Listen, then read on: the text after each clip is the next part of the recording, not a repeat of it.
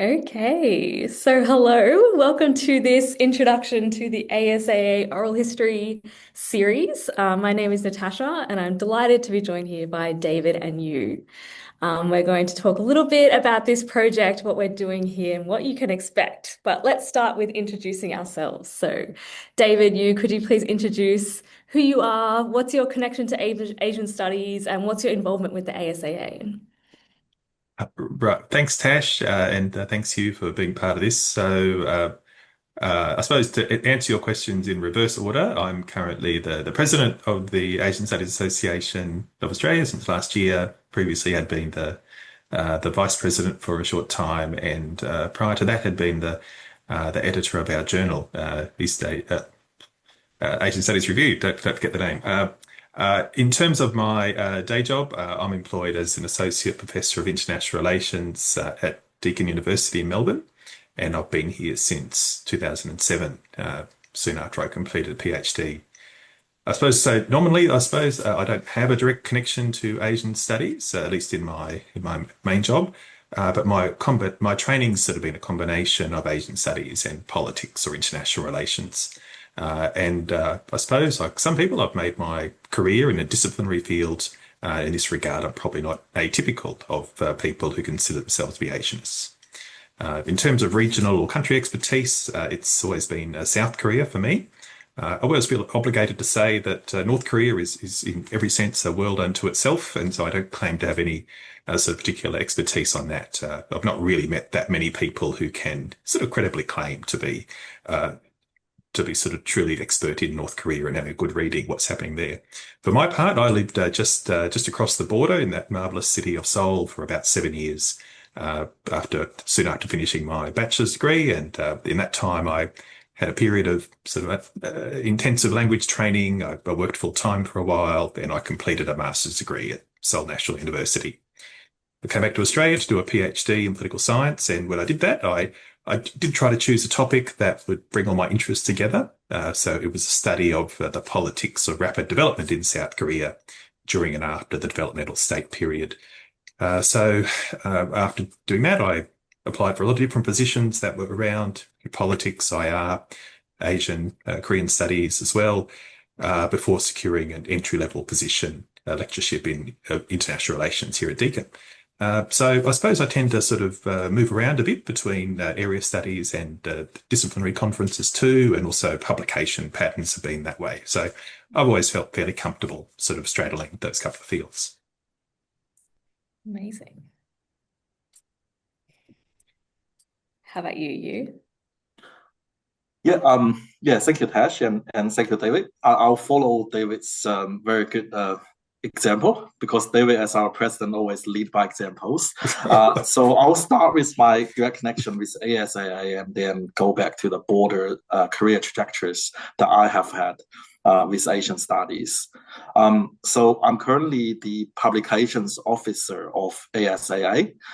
So through that role, I also sit on the executive board of ASAA alongside with David as the president and our vice president, our secretary, our treasurer, and our chief editor of the Asian Studies Review. And before that, I was the China counselor of ASAA for a few years.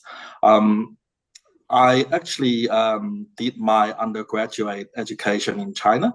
And then when I got my first degrees in what would be called as political science, but we were in the School of Government. So it's pretty much the American Harvard kind of sense and sociology. So I then went to Cambridge to study for a master's in sociology and then Oxford for a PhD or DPhil in Oxford Sense in politics. So like David, I got a disciplinary training, but then I moved into area studies when I started to get my first job, and I have ever since been in area studies. So I worked for a few years in the UK at the University of Central Lancashire. Now they rebranded as University of Lancashire. So I was teaching and also coordinating the Asian Pacific Studies course, which now become enormously. But those days were just me and a couple of colleagues. And then in 2017, I relocated to Australia. So I joined the University of Western Australia. Like David, started from entry level job, and then during the 8 years gradually get promoted. So now I'm associate professor in Asian Studies at the University of Western Australia. So I am based at the School of Social Sciences, and within School of Social Sciences, we have a discipline of Asian Studies that covers Chinese studies, Japanese studies, Korean studies, Indonesian studies, and the Asian studies broadly taught in English. So I'm now coordinating that Chinese studies program, which includes 4 streams of a major and 2 minors. And then I previously also worked as a discipline chair for Asian studies at UWA. So that's basically my current day-to-day job. Great. Well, that's a lot you've got going on. Yeah, how about you, Tash? Yeah, so hi, I'm Natasha. I go by Tash. I am the digital officer here at the ASAA. Kind of, I guess, a bit junior in my Asian studies career. So I did my undergraduate degree in law and arts at University of New South Wales. Went to University of Cambridge for my master's in law, and now I'm back at UNSW for my PhD, which is also in law. I come to Asian studies probably through the research projects that I've worked with, mostly with Melissa Crouch, as her RA as an undergrad and a postgrad now. So I've done a bit of research to do with Sri Lanka and constitutional law, as well as a project about women in the judiciary across Asia and the Pacific. But my current PhD project is about the regulation of Indian indentured labor in Fiji in the early 1900s. So Asia in the Pacific, I guess, is how I might describe myself. But it's been so much fun to be involved with the ASAA, and that's where I get a lot of my Asian studies connections from. So it's great to be here. But we're here because we're doing a project that is the ASAA Oral History Project. So I guess the question is, what are we doing here with this oral history project, and what are we hoping to get out of it? So David, what do you think? Yeah, no, that's a good question, and I think in a way we've sort of answered it already by because I guess each of us have just gone about articulating what Asian studies means to us and how it's featured in our lives in different ways. And I would sort of think similarly, like the goal of a project like this is to learn more about the paths that other people have taken to the sort of across the gamut of Asian studies or ASAA, which of course are not exactly the same thing. It's sort of over time. I think we can't, of course, promise to capture everyone's story who that we know or that we consider to be part of our membership or people listening up at the conference. But I think we can aspire to provide a fairly representative sample of the ASA community across its 50 years. Because that's the other thing, I suppose, is we did start this project as sort of as a way of marking the 50th anniversary of the association and the journal, which both come up next year. So I'd sort of think, I guess I'll claim credit for being the person who volunteered us for this, shall we say? And I think I initially used one of those terms like the idea of the past, the present, and the future of Asian studies in Australia. But I think there's some value in that. If we're going to do it, then we'll do it right. Try to capture that in its totality.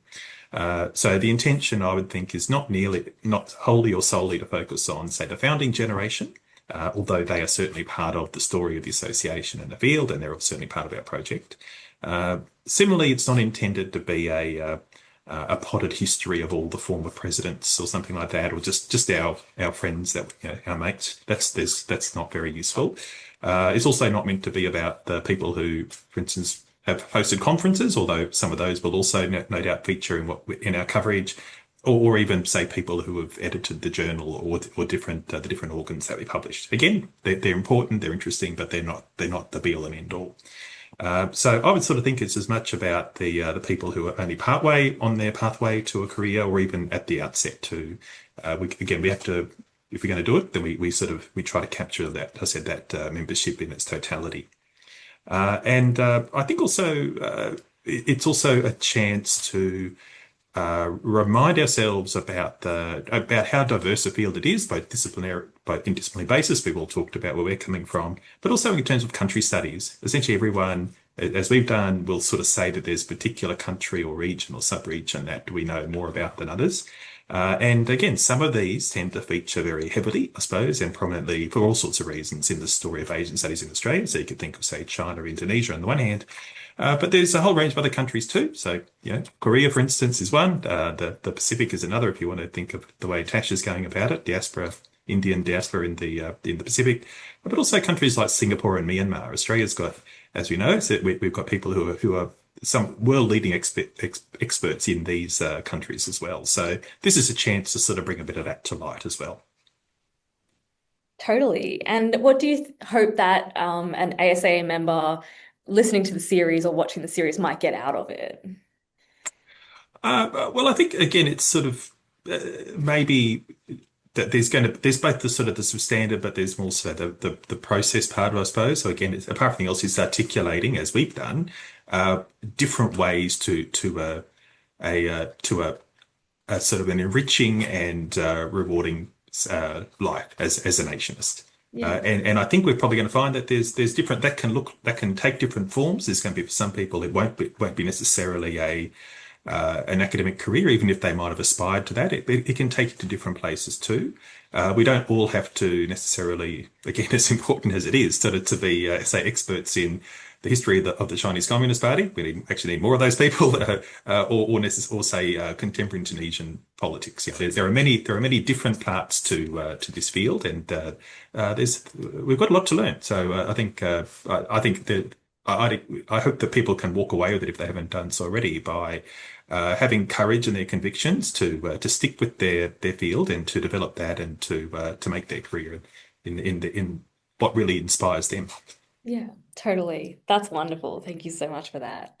Coming to you, you're someone that heard that this project was something in the works and jumped on board enthusiastically, something we're very grateful for. So I guess I wanted to ask you, like, why were you interested to join the oral history project team, and who do you think the target audience of the project is?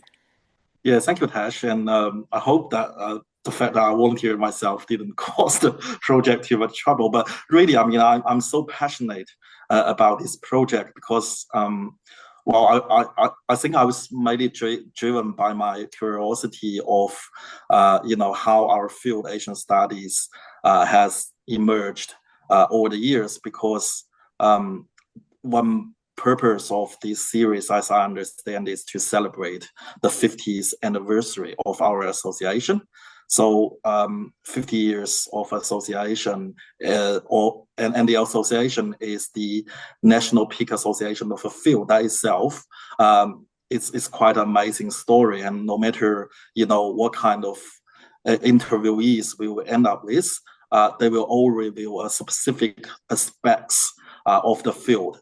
And in line with what David has said, the field has its past and currently is going strong. And then we also have, a new generation who is emerging and will definitely shape the future of the area. So being a member of the Asian Studies discipline or professional in Australia, but even though I've been here for 8 years, but not that long, I think this opportunity personally for me is quite a window to just get a direct sense on the history of our field, the current status of our field, and the emerging trends in our field. That all of those are quite exciting to me. And of course, I believe that the project will be exciting not only to me, but at least to probably 3 groups of colleagues or audience that I can perceive, but maybe more than that. The first group is probably the most obvious, and I perceive that will be the ASAA, members or people closely associated with ASAA. So even though we are not trying to do a very comprehensive kind of a coverage of every stage of the association's growth, but we do have interviewees in our project who will know the history. And also we have people that who are currently working in the ASAA, so they will know the current status. And we have, as David said, many other interviewees that we hope to get who might not necessarily, work as professors, as academics, but nevertheless they're closely associated with our field. So for anyone who wants to know the field of Asian studies, especially for people who work in the area, I think this project is going to be a great opportunity for the information, for the inspirations, and sometimes probably also for the entertainment, because we will know quite some stories in our field.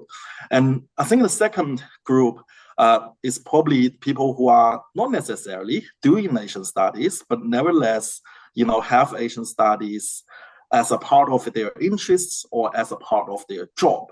So through these conversations, they will understand what Asian studies scholars care about, what kind of a diverse training story that they have, and then at the end of the day, what a diverse field, but diverse but super exciting field that we are working in. So eventually other people might consider to either contribute or develop more closer connections with Asian studies, or in the future if they want to find some expertise or know some specific area of knowledge, they know where to start with.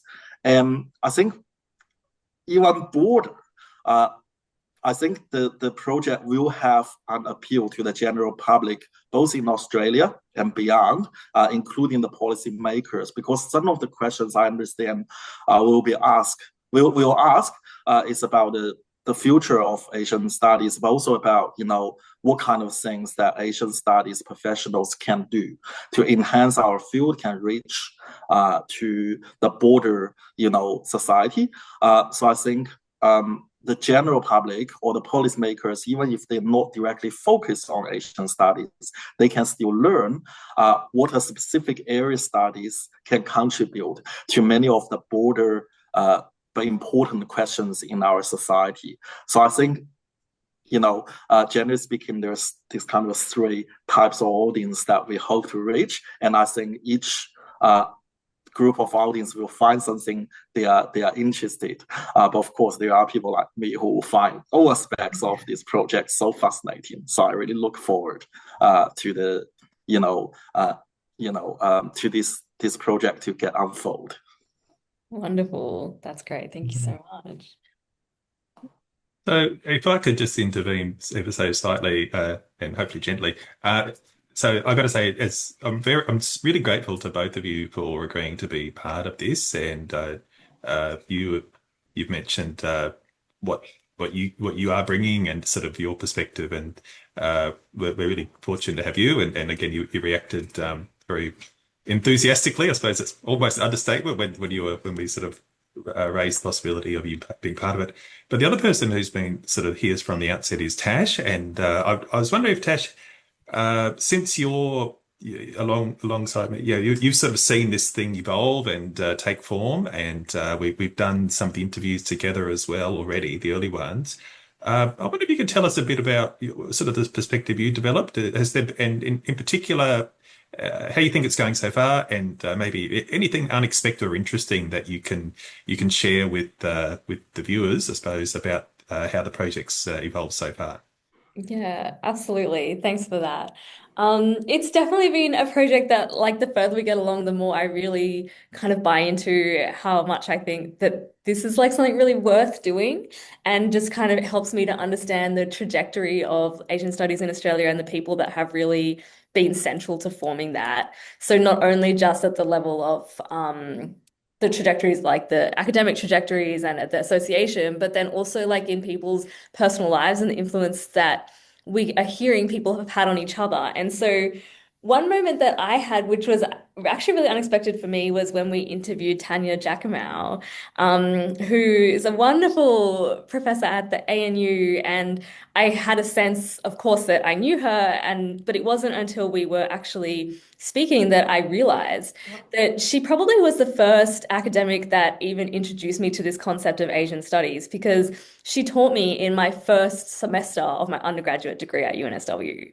And she taught me a subject that was something about the local politics of development along those lines. And a lot of what we learned about was India focused. And so it was actually through her that I wrote my first couple of essays about like topics to do with India and started to develop an interest in thinking more about India from an academic perspective. And it was really rewarding for me to be able to come to this conversation about Asian studies in Australia and realize that I was actually speaking to one of the people that has been a huge intellectual influence for me. And I don't actually think I managed to say it in the interview enough because I was kind of realizing as we were talking. But that's something that's, yeah, really unexpected and really rewarding and kind of reminded me about why I think that this is something that's really worthwhile doing, actually. So, yeah. And I guess like something else we were thinking was that maybe it might help to kind of share, like, give a bit of a flavor of how the series might look. And one way we might do that is to each share an anecdote ourselves about our experience with Asian studies in Australia. And admittedly, this is much under duress for, I think you both, but especially you, David, who was like very keen not to be front and center of the series. But I insisted that I thought it was well worth setting out. What our intentions were here, and what a better way to do it, considering this is an interview format series than through an interview itself. So with that said, David, could you tell us a time about like a particular book or a film or an encounter or event that particularly influenced you and made you, an Asianist, so to speak? Yeah, yeah. No, look, I can, and I think this is if we must. Duress, as you say, is probably too strong a term for it. But if we, I'm glad we're doing this together. I think it is nice to sort of put a human face on all these things and think through it and hear what people's stories are.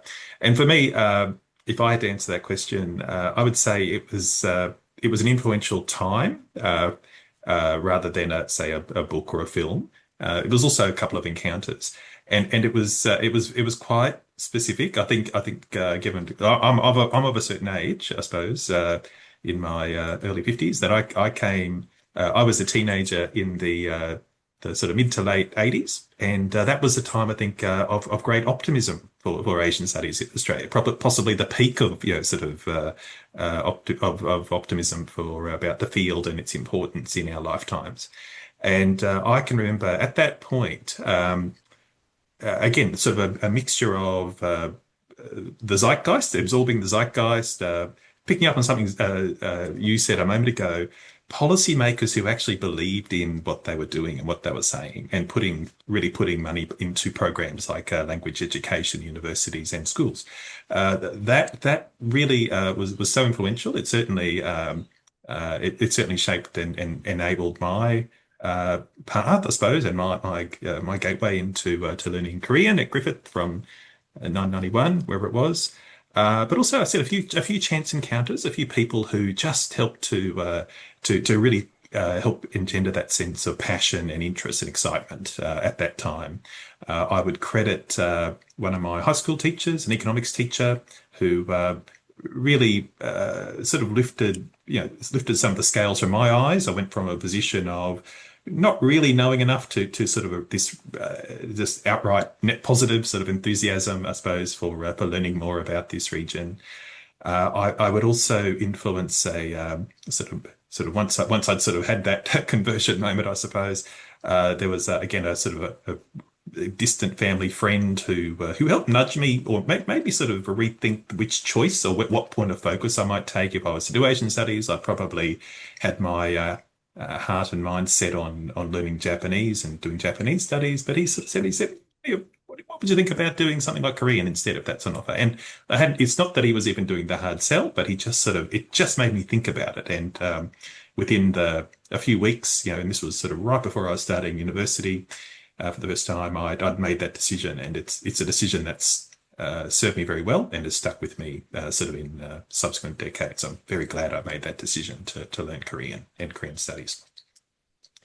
And the third one was sort of also that human scale. It was, I think I was in high school at the time, and I was doing we had our school had a community service program, and we went out to uh, refugee hostels. So this is in West End in Brisbane for people who would know that, and we spent a few weeks working with some local.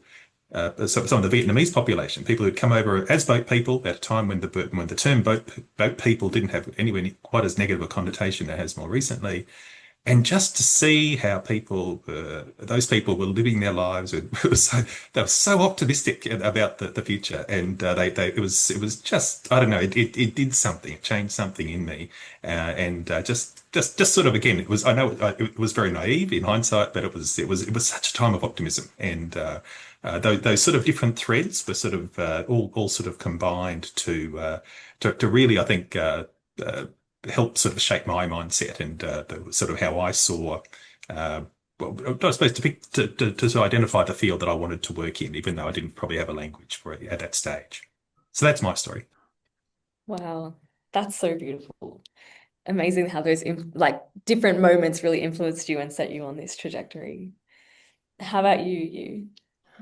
In comparison with David's story, which is very organic and full of a human touch, so I think my story with Asian studies is probably more or less like a forced union, forced partnership, but eventually turned into a love story.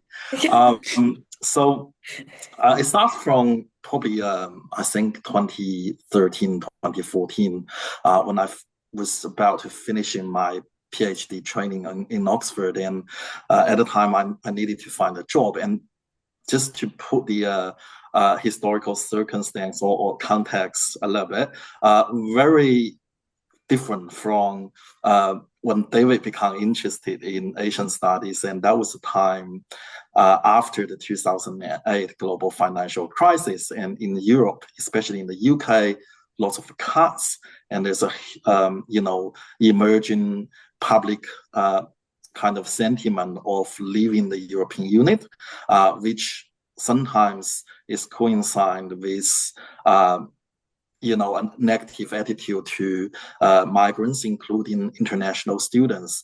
So Theresa May, who eventually became the prime minister at that time, was the Home Secretary of the United Kingdom. And then she basically canceled all the post-studies working visa, which means that if you want to stay in the UK for a little bit longer, just a little bit longer, after your graduation, you do need to find a job very quickly. Otherwise, as international student, as I was at that time, you had to leave the UK. So I started looking for a job, and I have to be honest, coming from disciplinary training background for a long time, I have that false perception. Now I know that was a false perception that area studies do not care about theories. Area studies are just about anecdotes. I can admit that I had those prejudices that I still see many of our discipline colleagues still have from time to time on area studies. And parts of these, theories, I hope can help to correct some of those perceptions. But nevertheless, I had those perceptions, so I started looking for a job, prioritized, of course, from a political science department or sociology department. But eventually, I got this offer from the University of Central Lancashire to be in the area studies program. And the beauty of that is that program, because the university at that time, in terms of Asian studies, it was very small. So I was asked to teach not only just about China or modern China or contemporary China, which of course I know quite a few things and I've done research on, but the whole Asian. And it's not only about contemporary Asian, it's Asian in its modern history. And so that's kind of Asian Pacific studies, including not only China, but, Japan, Korean, Southeast Asia. So quite a broad focus on the region. And as a young or new academic, you were forced to probably learn a little bit more just before your student. But that was the time really allowed me to appreciate the perspective of Asian studies. And it allowed me to appreciate that not only, there's so many interactions among these countries and cultures and nations in what we call as Asian, but also from a methodological perspective, allow me to see, there are different paradigms you can draw on. Of course, the paradigms themselves may not necessarily compatible to each other, but you as a researcher can be flexible. When you have one research topic, you can choose one paradigm, and then you go to another topic. If another paradigm makes more sense, you can jump into that. And what I didn't have as a political scientist or political sociology in the training with a post-positivism kind of paradigm lens, with the reflection that, for example, Orientalism, this reflective or critical theories in Asian studies bring into the view. Those were the things that I didn't have, despite the long training in political sociology. So coming into area studies make me feel that there are so many ways that you can see the world. And of course, I eventually start to appreciate, also getting closer to the culture and country that actually from where I grew up. And I find that if you're really interested in theory, it doesn't mean that you have to use, for example, the salvage state as your unit of analysis. There's so many things you can study. And then lots of theories, they still have the roots in the English-speaking or maybe the European, the Western societies. So if you're really interested in the theory, actually Asian is this big laboratory there, and it produces such diversities, allow you to not only examine these theories, but sometimes to clarify their boundary conditions and contribute or enrich these theoretical talks. So I become really fascinated. And then in 2017, I came to Australia, to EWI, and still in the area studies, in Asian studies discipline or department. And then I started to realize, even before I got myself familiar with all this mainstream discourse in Australia, for example, we are not far away from Asia, we are in Asia. I actually, since that, before I subscribe to the discourse, which I think those narratives are great. They really capture we as a country, not only geographically, but where the future lies. But geographically, I was in Perth, which is, of course, even within Australia, it's a little bit remote. However, the geographical facts is that Jakarta is closer to Perth than Sydney is. And flying to Jakarta is much cheaper than flying to Sydney. And staying in Jakarta, for example, is much cheaper than in Sydney. Of course, in those days, for Indonesia, I only know Jakarta, even before I know Bali. Bali, for me, I always know it, but it was very abstract as a tourist concept. But Jakarta is a city there. So because of the geographical location, and also coming to Australia, teaching all the time means that it's really not very realistic to go back to China to do very lengthy field work. Then Southeast Asia and the Chinese diasporas, they gradually become the main research fields, research area, the settings for my field work. And I find that being an Asianist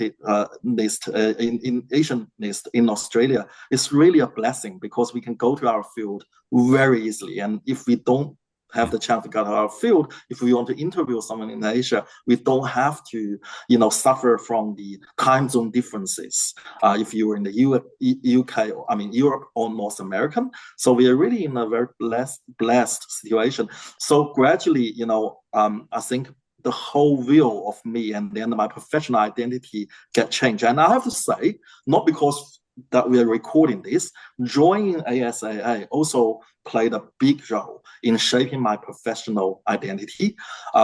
So as I got more chance to communicate with colleagues like yourselves, not doing Chinese studies, but still studying Asian from different aspects.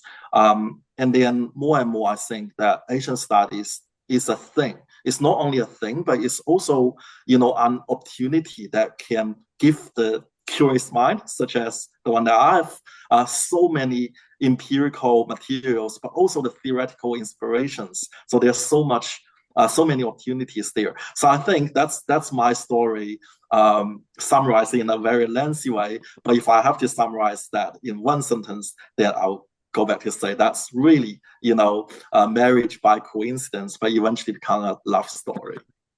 Yeah. And how about your story, Tash? That was wonderful. Yeah, I guess